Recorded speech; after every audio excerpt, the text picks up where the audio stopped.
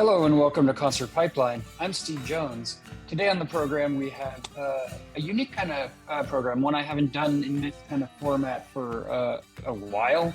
Usually I'll mix this sort of thing in with an interview of sorts, but we don't have any interview for this episode.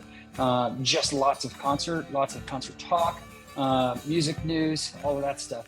Concert footage. I had the opportunity to go to see Beck and Phoenix and Jenny Lewis and Sir Chloe at the Concord Pavilion on Saturday, and it was a really great show. Got lots of pictures, lots of video from that show that we're going to be bringing you. I'll be talking about the whole experience with the concert, but again, no interview on this one. It's been 3 weeks since we did a show. I have an interview coming up, but I didn't want to wait for the interview to get an episode out. 3 weeks feels like a really long time for me. Like when I don't have an interview for 3 weeks and I'm like taking a little break, I feel like I'm missing something, you know? And so we're going to try and get more interviews in here and pack a couple more in over the next couple months. Last year, I took a hiatus between like late October to end of January to focus on duck hunting, and didn't regret it. It's the first time I'd ever done that. But that allowed me to focus on hunting and not overdo it. I find myself kind of taking on too much sometimes. I try and pack so much into my days, my time, and do all the things I want to do, but sometimes it's just too much. I found that recently as I decided to dive into the dating pool a little bit and go on a couple of dates and just kind of see where that led. And then I was neglecting my dog, my puppy Navy, who I'm working to get her ready to be a hunting dog for the upcoming season. And so she regressed even in just a couple of weeks. And it has been a lot of work to get her back up to speed. Some areas she still hasn't gotten up to speed, and I don't know if she'll be ready, but I'm going to get her out a couple of times during the season. I'm just going to keep it working, and I've committed myself to training with her 2 times a day, most every day, to make sure we're getting the foundations and the skills that she needs to be a strong duck hunting dog. So that's coming. You might wonder why I'm wearing an A's hat and a Giants hat for those that are watching, a Giants shirt for those that are watching on YouTube. Today, I'm taking my kids to Battle of the Bay, possibly the last Battle of the Bay between the Giants and the A's at the Oakland Coliseum. So I decided about a week ago, I was like, you know what? I'm gonna take the kids. I'm gonna take them to Battle of the Bay. I took them to an A's game probably a month and a half ago, and they really enjoyed it. And neither of them put up a squawk when I told them I got tickets to the A's versus the Giants. So I think it'll be fun. My son wants to wear A's clothing. My daughter wants to wear Giants. I will wear both, and it'll be a great time. So that's coming. What else is going on? I don't know. It feels like so much. The kids are about to start back in school, and so that's going to be a whole nother adventure, and see how things work out for each of them. My daughter's going into 8th grade, my son's going into 3rd, and I feel like we're finally getting a sense of like normalcy with their schooling, since we've been in this home for over a year now. So, and I'm not going anywhere anytime soon. I like it here, actually. It's pretty nice. So that's kind of what's going on with me right now. I'm very, very excited about Foo Fighters that I'm going to Nevada to see later this week. So we'll bring some footage from Foo Fighters on the next episode of Concert Pipeline. But I won't get into too much of that because we like to wind out the program with Foo Fighters talk. I just got a little excited right now and just kind of teased it a little bit. So that's cool. All right, so let's talk about the Beck concert that I went to yesterday. Sir Chloe was awesome enough to be able to get me a pair of reviewer tickets and a photo pass for the show, which was super cool. They didn't have time for an interview, so we didn't get that in, but I'm super appreciative to them for making it happen. It's been a little while since I've been to an amphitheater show, and I was trying to remember the last time I was at Concord Pavilion. I think it was 2019 when I saw Blink 182 there, and hung out backstage with Mark Hoppus, with my buddy John Lally, and who's friends with him. And so this one, I decided to invite a different buddy John. Let's just confuse everything all up here with the Johns. But I invited a different buddy John of mine, and he was totally on board to go to the show. We couldn't go together because John had to work, and I had to be there around 5 to be able to make sure I could get my photo pass and see Sir Chloe when they went out at 5:45. So I did not want to miss Sir Chloe, since they were generous enough to get me the tickets and the pass. So I'm going out to Concord Pavilion. I handed the kids off to their mom in the morning. Let's take a step back, and then I took a nap, and I was just tired. I don't know what it was, but I was tired. I got up, I went in and got some crappy Del Taco food, which probably didn't help matters. I just needed to eat something, and I don't think it helped. Let's just be honest. And I took another nap sometime after lunch. I did a 30-minute Peloton with John Lally, and then I just was not feeling great. I took a 30-minute nap. I woke up. I had zero energy, not a lot of energy. It felt like worse than when I got COVID, which was not bad, I'll say, but it just felt very blah. And I had been looking forward to this concert for a while, right? For a little bit, a couple weeks, and so I'm like, yeah, I'll get to see Beck again. It'll be great. But going there, I wasn't hungry. I didn't want to bring any beer or margarita or anything to pregame it in the parking lot. I just wanted to go and do the thing, and I was just in that weird headspace. We all get there sometimes, right? But I did it. And I went, and so I get there just before 5. It's pretty hot still in Concord, over 85 degrees and kind of muggy a little bit. And then I go get my photo pass. Realize that had pretty good tickets, which was awesome. And I go down to my seats and hang out for just a bit. The sun was blazing right on top of me, so security was cool enough to let me sit in different seats for a little bit while the sun was setting down, and not so I didn't burn to a crisp, which happens very easily with me. And then Sir Chloe comes on the stage, and it's time for their performance, right? So I had the chance to see Sir Chloe open up the show. They had an 8-song set, and they opened with their song "Should I," which is off their new album "I Am the Dog," which came out in May, and it's actually the first song off their new album. And then they went into their second song off their new album, "Salivate," which I will go ahead and bring on right now, so we get to hear a little bit of Sir Chloe, and then we can talk about the performance a little bit. Here is "Salivate" by Sir Chloe. Concord, California. We're Sir Chloe. We're so honored to be here. This second song is called "Salivate."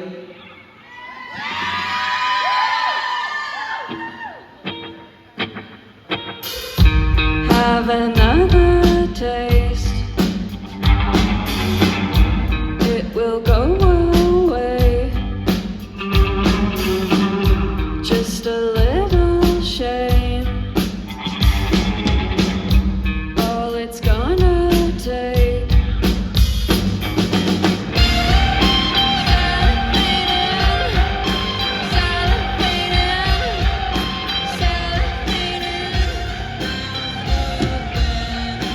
Salivating.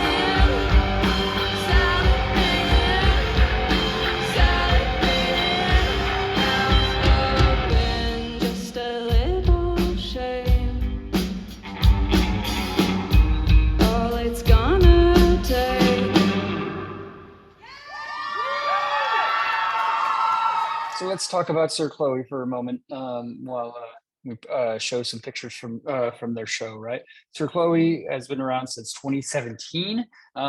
Sir Chloe was formed by Dana Foote along with her brother Palmer Foote and some other friends as well, Teddy, Emma, and Austin out of Vermont. Dana went to Bennington College and kind of started the band, again, about 6 years ago in 2017. They've had 2 albums. Like I mentioned, their newest album is I Am the Dog. They played a decent amount of songs from that album and a few songs from their other album, Party Favors, as well. And it was a good start to the set. And they were really excited to be there also. Happened to be sitting next to the band because I was in their block of tickets. So after their set, they came in and sat down, and I told them they had a good set.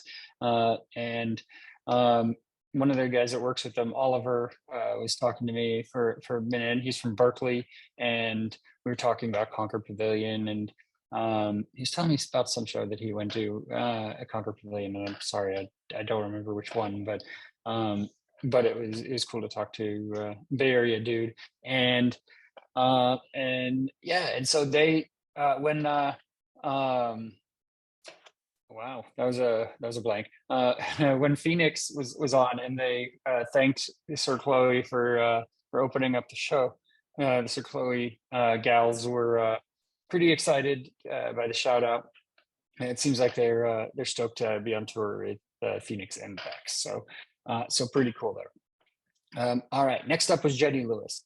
And for those that aren't familiar with Jenny Lewis, she's from Rilo Kiley. And also she's an actress, and she's been acting since she was a kid. So she's in Postal Service also, and I'm seeing Postal Service with Death Cab for Cutie in a couple months here in October with my buddy Joe and his wife Becky, and so she's been an actress and she's acted in a lot of things here and there. But what I know her for is from my childhood, and that is from the movie The Wizard with Fred Savage, a movie about like beating Mario. I think it was Mario that they were playing. Not Fred Savage, but his brother in the movie was like an idiot savant or something, autistic maybe, and they went to this convention, and it was pretty cool. So a good movie that I grew up on, and now I feel like I have to show my son because I think he'll like it, and I'll tell him, hey, this is who I saw in concert the other day. So he'll appreciate that. He's been getting into like not into the podcast as in listening to it, but he's curious about this podcast, and also like who I interview. He's like, hey, Dad, have you interviewed so-and-so? Have you interviewed so-and-so? Can you get an interview with this person who's on this Pokemon soundtrack or whatever it is? And I look up the person. I'm like, yeah, probably not. They're too big for me. Or maybe, I don't know, or they're not here in the United States, and whatever it is. But he has this idea that he wants to be in an interview with me and talk to some artists. So maybe there will be a future podcaster, a future Jones podcaster, interviewing musicians, and maybe he'll do better than I do. I don't know, but he's starting to get interested in it. So if I show him a connection, then he'll really latch on to that. And so Jenny Lewis came on the stage, and she did an 11-song set, and she I hadn't seen Jenny Lewis before, but I've heard really great things about her and her performance, and she's just notorious for the bands that she's been in. So Rilo Kiley, Postal Service, and she's also in a band called Nice as Fuck. Interesting. And so she came out and opened with just one of the guys, and and then went into a second song on the set. It was Do-Si Do. So I'm going to play Do-Si Do by Jenny Lewis here from the Concord Pavilion. Here it is. Turn up the stereo till everything rattles. Life is a disco, a mambo. Put on your death gloves.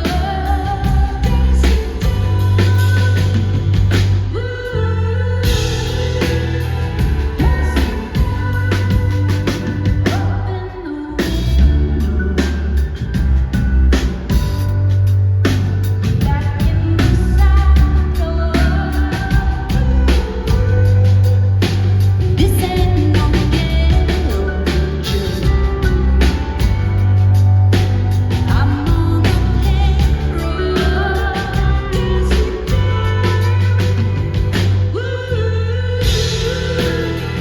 Rock It's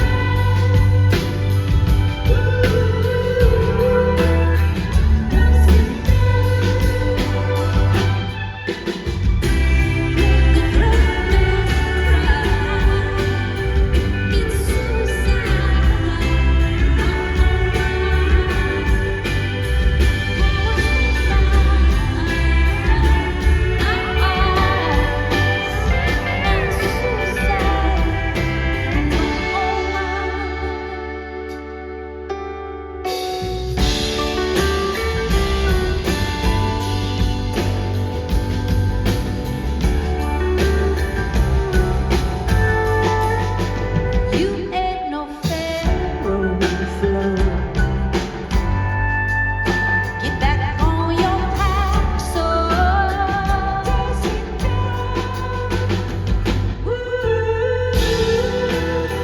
You're a crown. Don't sit down. Let the grown man cry. It's suicide, not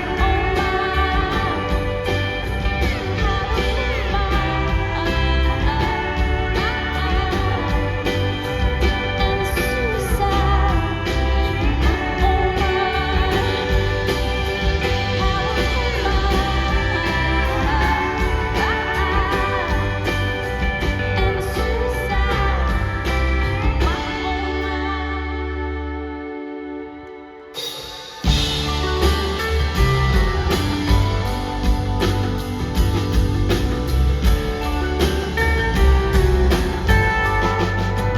Turn up the stereo till everything rattles. Life is a disco, a ramble. Put on your death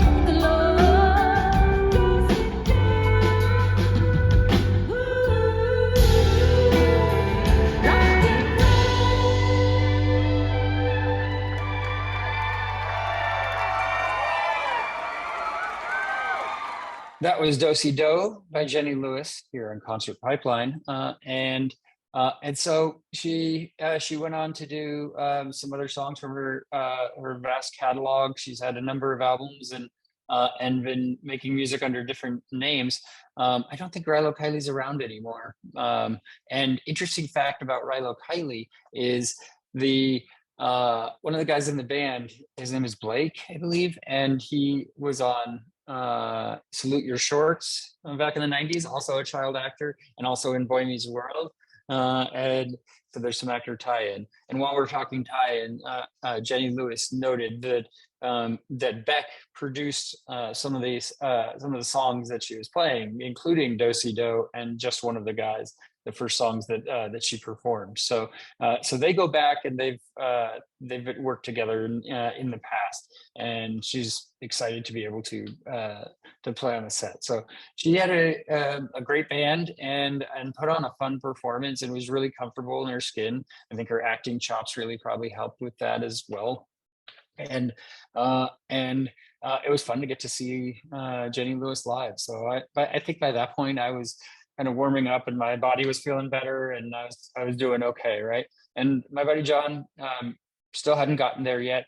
He had to leave at like 6 from home after he'd had dinner, and then got there like 15-20 minutes before the next day, and Phoenix took the stage. And so Jenny Lewis continued her set and closed with the song Acid Tongue, which is an interesting name for a song, I'll say, but I like it.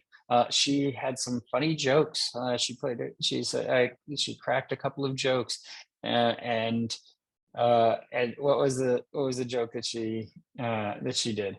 Oh yeah, well, let's see. Why don't the lights work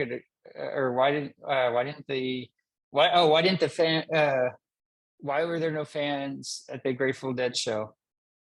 Because they don't work. Something like that. I probably butchered that, but it was like funny dad joke. Okay, got it.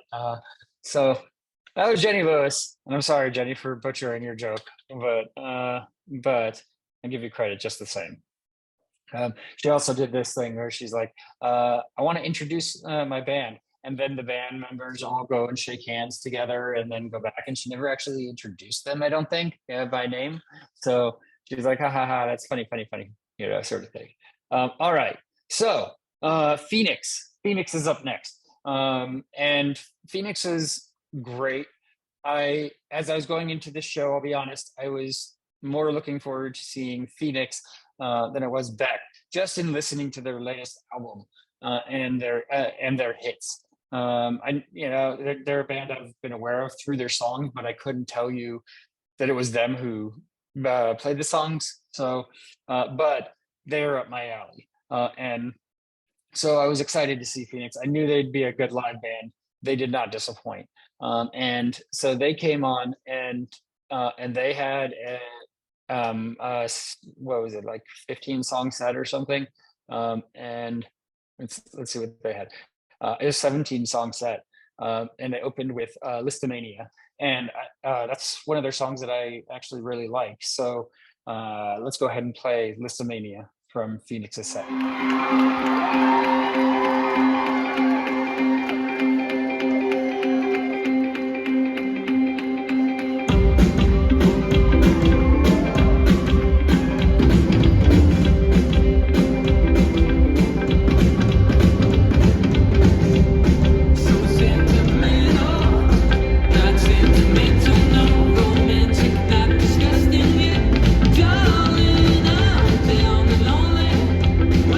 Fortunate only, I'm looking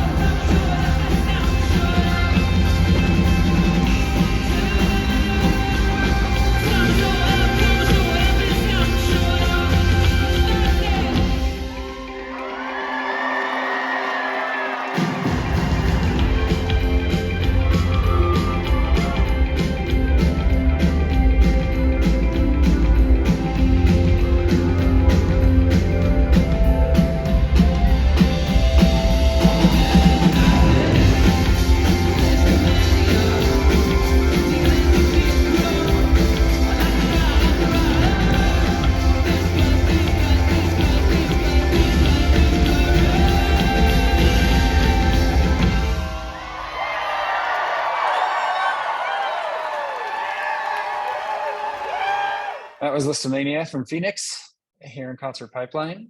And I'm going to continue on and talk about Phoenix's set a little bit. Again, they had a 17-song set. My buddy John had showed up by then, which is great because we kind of were aligned in that we were a little bit more excited to see Phoenix than Beck. No hate to Beck because Beck is great and a genius, but in terms of a rock show, Phoenix had it, and some of their backgrounds were really awesome also. And I got some really good pictures from the photo pit for of them in their set also, which was really cool. And so their next song that they played was Entertainment, and then they went into Lasso. They played Love Like a Sunset Parts 1 and 2, and Long Distance Call. They had a big, great rock set, and I really enjoyed the layout. They had a riser that was probably 6 feet off of the stage, which is, the stage is already like 4 feet up. So this is probably 10 feet, above the crowd at this point. A riser that had the keyboardist and the drummer on it, and I'm like, oh, that's pretty cool. I feel the drummer's actually pretty high up, and the lead singer would climb up on the to the next level sometimes, and be on that second level, and rock out from there. And he told the crowd at one point that he would come out into come say hi to them in the crowd, and then they close out with their biggest hit, 1901, and that's a great song too. So I want to play that. So let's go ahead and let's play 1901 by Phoenix.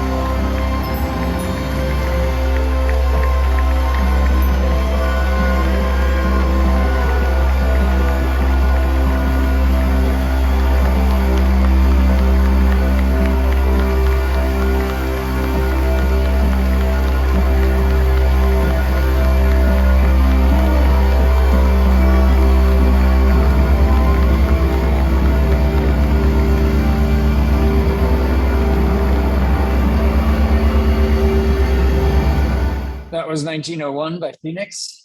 And one of the cool things about after the 1901, they did just like an instrumental, and the lead singer of Phoenix came out into the crowd with his wired microphone with, I don't know, the longest microphone cable ever. It was over 100 feet.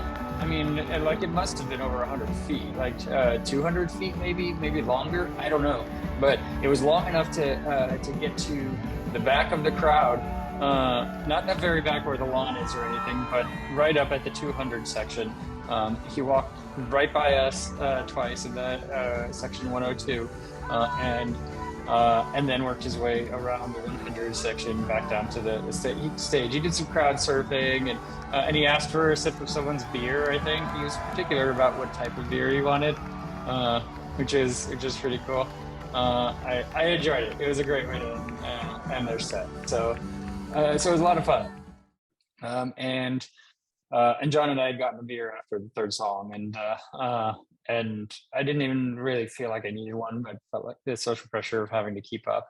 I want to take this moment to share a picture of John and I from the show with an awkward dude right behind us who is, I don't know, on something, but it's great and I love it. So that's Phoenix's set. All right, so next up is Beck, right? It's 9:30 at night. I'm going down to the photo pit. I'm in the photo pit for Beck's set. He opens with Devil's Haircut, which is a cool song. I dig it. I like it. I got some great pictures from that song, which we're going to go show here while I kind of regale some past stories of seeing Beck. The first time I saw Beck was probably about 23 years ago, 24. Around 1999 or 2000.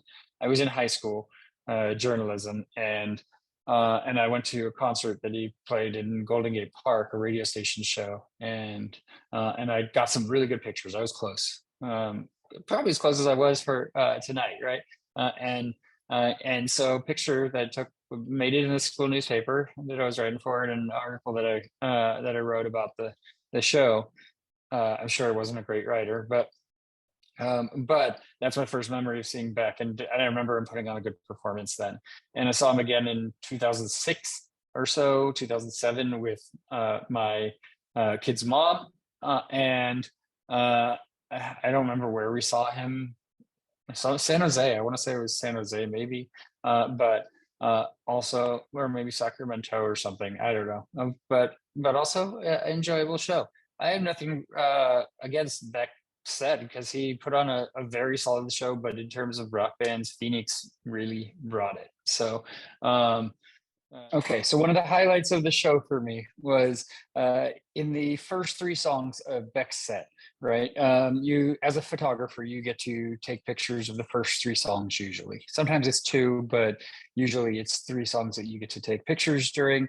And I was recording video and taking pictures at the same time. I was recording video on my iPhone and taking pictures on my camera.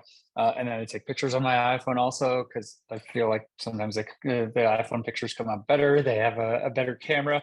And so I've been taking pictures from the photo pit in front of the crowd for the first three bands, Sir Chloe, Jenny Lewis, and Phoenix. No issues. And what was interesting was there were really only the two cameramen besides me in the photo pit, except I think there was one other photographer in the photo pit for Phoenix for part of it, but none of the big photographers with their long lenses and everything, stuff that I can't afford, none of them were there, and I thought that was odd. And John and I talked about it, and he's like, well, maybe they're at the another show. Sum 41 is playing with The Offspring, and they're there. I'm like, well, maybe they're down south seeing Taylor Swift, because Taylor Swift is on this tour and doing 5 nights at the SoFi in Inglewood. And I looked that up, and it's a capacity 70,000 people for SoFi Stadium. And you got to assume each of those shows is sold out, very sold out. And you have to sell your right nut to be able to get a ticket, right? And so that's 350,000 tickets in 5 shows that Taylor Swift is selling. Many of those Swifties, I'm sure, are buying more than one ticket, going more than one day. But so the photographers, I assume the photographers might have been there. I didn't know. I legit didn't know where the photographers were. And so, yeah, Beck did his first song, and then he goes into Mixed Business. And I had looked up the set list ahead of time because I'm okay with spoilers sometimes with concerts if I'm not truly super invested, right? So he comes out with Mixed Business, and that's a song that I really like of his as well, and was rocking out to it during the days leading up to the show. And I get about a minute and a half into the song, and a security guy comes over, and the security had been cool with me. Like the security had been totally cool, let me go down. No one stopped me. I had my photo pass here, right? For the concert, just went down and shot my pictures. And the security guy's like, no, sort of thing. I'm like, wait, what? So I stopped recording my video, and he's like, no, you go back there, with the other photographers. And so he escorted me. I really was just like lost. I was like, I've shot pictures at amphitheaters before, and not had any issues with shooting pictures. I mean, it is legit a photo pit, right? So why would photographers not be able to take pictures from the photo pit? That's my big question. I want to know. But so he escorts me to back behind the soundboard, and I take some pictures from there for the last 1.5 songs. But I only got a minute and a half of Mixed Business, but it's enough. It's a little bit, and so we'll show that here in just a second. But I thought it was really interesting that photographers were not allowed to take pictures from the photo pit, and apparently everybody else knew that. There was no note with my tickets. There was no note in the email that I got about not being able to take pictures from the photo pit, and I had only encountered that once before at John Mellencamp's concert, and that was a theater show. And I took pictures from right up next to the stage, and then was halfway through his the first 3 songs of his set, was told I had to go to the back and take pictures from the back. I don't know what this take pictures from the back thing is, because photographers will get much better pictures up close. I did get much better pictures up close, and I'm happy with how it worked out, really, because I got to see Beck up close for a couple of songs, get some really good pictures, and then got the experience, got to tell John afterwards. I was like, hey, they made me go to the back. So let's go ahead, and we're gonna hop into the little bit of video that I did get from Beck's Mixed Business at Concord Pavilion. Here is Mixed Business from Beck. This is the 3rd show from our Summer Odyssey tour. Our first tour here in the U.S. in 4 years. And we're quite happy to see you all. Thank you all for coming out. We're gonna mix a little business with leather right now.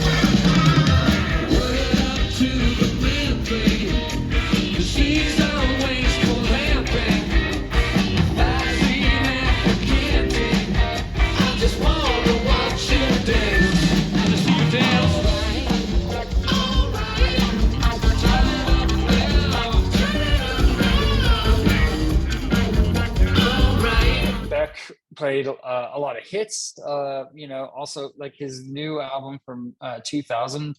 John and I both agreed wasn't his best work. It just didn't click. It didn't land. I listened to it a couple times. I tried. I wanted to get into it, and I couldn't get into it.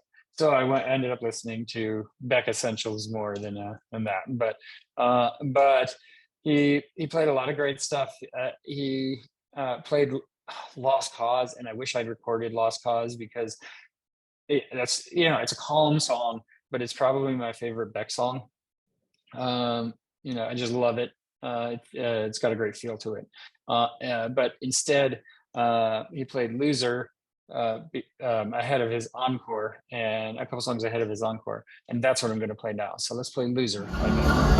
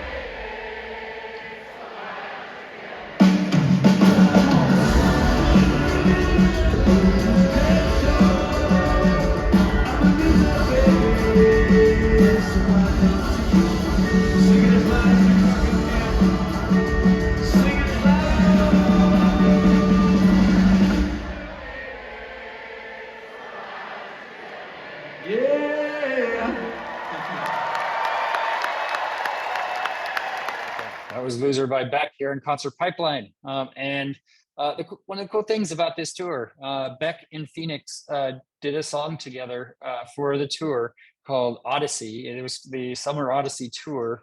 And they, in Beck's encore, Phoenix comes back out and played the song with Beck, which is really cool. And then Beck wound out the show with Where It's At.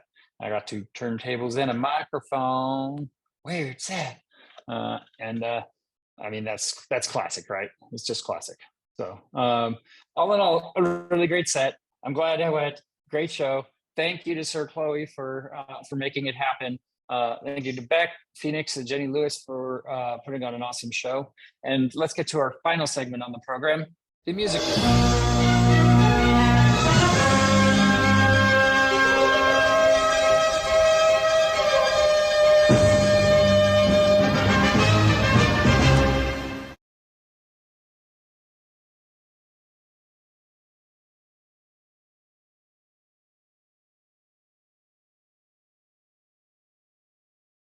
Okay, I got some stories to wind us out here.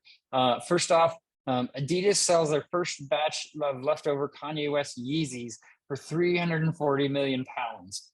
I thought they were throwing them away, but I guess not. I guess they're selling them and raising money for charity. They'd cut ties with Kanye West following a series of remarks from the rapper last year that were viewed as anti-Semitic, having worked together for years on the Yeezy brand. And then it was revealed that they would sell the leftover Yeezys and donate a portion of the profits to charity. A portion of the profits. I guess they got to recoup their costs first, right? So the money from the ongoing sales is going towards organizations and charities supporting those most affected by the rapper's comments. I like that. That's good. They're doing the right thing. They're not wasting the products, but they're also putting the products in people's hands, to wear these Yeezys and spread his whatever, that message, right? So that's an interesting double side to it, right? It's like people are going to be wearing those, or they're just collecting them, and then they're going to be holding them. But at least they're not going straight into the landfill. I don't know, but the Anti-Defamation League and the Philanese and Kata Floyd Institute for Social Change, mouthful, founded by George Floyd's brother, Philanese, are going to be among the people that they're donating to. So Adidas CEO Bjorn Golden said, "This is much better than destroying and writing off the inventory and allows us to make substantial donations." He really hurt the business pretty much, and that's how that goes. John Lydon, I don't know why I don't know how to pronounce his name. John Lydon says he has a stalker, claims to be his daughter. He's from the Sex Pistols and formerly from the Sex Pistols and Public Image Limited. He said the woman's behavior has left him distressed to the point where he's filed a police report. The topic came up in an interview with Uncut, where he was asked about the meaning of the song Walls on his upcoming album End of the World, which is out on this coming Friday. We all need barriers. We need some degree of separation from others, if only just for a sense of security. At the moment, I'm struggling with a stalker who is letting herself into my yard at night, running around claiming she's my daughter, and she's in her 50s. It's the uncaring selfishness of it that's really upsetting. I've had stalkers in the past, but this one is becoming just too irrational and has potential for something much more serious, so I've had to report it. I don't like to get people into trouble, but it's causing me stress. It's making me a bag of nerves. Yeah, I mean, someone's in your backyard, you can report it. It's okay. You don't have to worry about it. They're in your backyard and they keep coming in your backyard. Get them the fuck out. Yeah, time to go. Here's the loony bin. Get out of here. Right. So he's got a new album coming out. I guess he also shared his opinions on AI, warning that it will ultimately make decisions for you, and that's very dangerous. And so he's not exactly stoked on AI. Okay. Nicolas Cage's son, Wes, has announced a new solo single, The Wolf. This is Wes Cage. He previously fronted the California black metal band Eyes of Noctum and emerged with a solo career in 2014, sharing Tell Me Why, Matriarch of Misery. Discussing the new song, which is set to land on October 27. He said, the music we're doing is part of my essence and always needed to be released. Lyrically, The Wolf touches on the dichotomy between the higher and lower selves. One represents strength, intelligence, organization, responsibility. The other, destitution, failure, depression, sadness. So Nicolas Cage's son, has some music, I guess. And the son spoke of how he bonded with his father over music, saying the last concert we went to was a Motley Crue show in Vegas where Tommy Lee almost started a fight with me. We went to see Lacuna Coil with Rob Zombie when they played together. That was great. I want to show him Eamon and Marth. That's one band that I really wanted to get into because we both have a love for Viking mythology and anything Norse. My dad has always liked Nine Inch Nails. That was always in the house. And he listens to a lot of Rob Zombie. He was also playing a lot of classical music. Okay, all these outstanding composers are playing through the house. I don't know where he's getting into, but and he revealed that his first concert was seeing The Who perform at the Fillmore in San Francisco. That is pretty cool. that is, I mean, that would be a very good show. Love me the Fillmore. So good stuff. Thomas banged on guitar is relieved over the way Daft Punk ended. And I'll be honest right now that I did not know that Daft Punk ended. I did not know that they were not, I mean, like there was a set at Coachella a handful of years back, but and they were there, but I don't think they performed it. And he founded the French electronic duo, was speaking as part of a new interview, reflecting on his time with the group. And he recalled his feelings towards calling it quits back in 2021. He explained that it felt good to draw the project to a close, and it was sometimes left surprised by how long Daft Punk continued to make music following their 97 debut album, Homework. The question I ask myself is why we did end it rather than how it could last for so long. Is that it's a lot like a story or mini saga. Sometimes there's a TV show that has a special place in people's hearts, and it keeps that place, and it runs for 1, 2, 3, 4, 5, sometimes 10 seasons. And so they think their time is run. I'd be surprised if we don't see them again at some point. Okay, so we're working our way towards Foo Fighter news, and this is a a close story to that. Taylor Hawkins' son Shane performed Led Zeppelin, Black Sabbath classics, and more with Chevy Metal. That was his dad's side band that he was in. So really awesome that Shane came out and played some shows. And there's footage of that. He's 17 years old now, and he took the stage and sat behind the kit for 2 recent shows from his dad's own cover band, Chevy Metal. He showed off his skills as a drummer and performed alongside the remaining members of the band, including a guest cameo from 80s metal veteran and Skid Row frontman Sebastian Bach. Hawkins founded the covers band a decade ago and performed frequently with the band during times when he wasn't busy with Foo Fighters. I wish I'd gone to see Chevy Metal sometimes. I just never did. They played some shows like after shows with Bottle Rock and what have you, and I totally should have gone to those. I wish I had. And so he continued to work with the members up until March 2022, when he died while on tour in Colombia. And the recent shows in California were held on July 27th and 29th, took place at the Gold Pacific Studios in Newport Beach and the Canyon in Agora Hills, respectively. Guest members included Poison drummer Ricky Rocket, the Cars guitarist Elliot Easton, and drummer Kenny Aronoff, who's worked with the likes of John Fogerty and John Mellencamp. Hawkins broke out into renditions of some rock classics, including Black Sabbath's The Wizard and Led Zeppelin's Moby Dick. And played some other songs also. Really cool. Check out the video of that online. Okay, so Sinead O'Connor died this past week, and streams of her music rose by 2,885% following her death, almost 3,000%. A lot of people came out to show their love, listen to her music, kind of show some respect. She's had a challenged and kind of controversial career at certain points. There's some stuff that happened on SNL. You can go back and check that out if you're not aware of it. But she died at her home in London on July 26th at the age of 56. And a lot of people paid tribute, including Garbage, Billy Corgan, Michael Stipe, Fall Out Boy, Ice-T, and Tori Amos, among others. And lots of people streamed her music, streamed 243,000 times from July 24th to 25th in those 2 days. And that number rose to 7.3 million in the next couple of days.